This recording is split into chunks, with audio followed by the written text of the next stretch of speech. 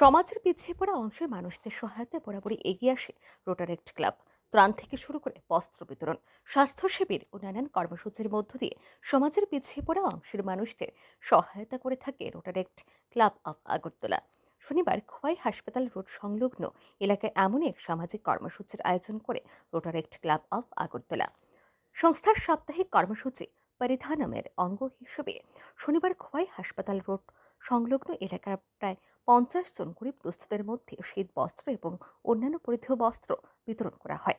এদিনে এই কর্মসূচিতে উপস্থিত ছিলেন সংস্থার সভাপতি মণিশঙ্কর দাস, সহসভাপতি আদ্যাময়ী চক্রবর্তী, বিশিষ্ট শিক্ষক মলয় চক্রবর্তী, সদস্য মৌশিক্ষা দেববর্মা এবং রূপাঞ্চনা চক্রবর্তী সহ অন্যান্যরা।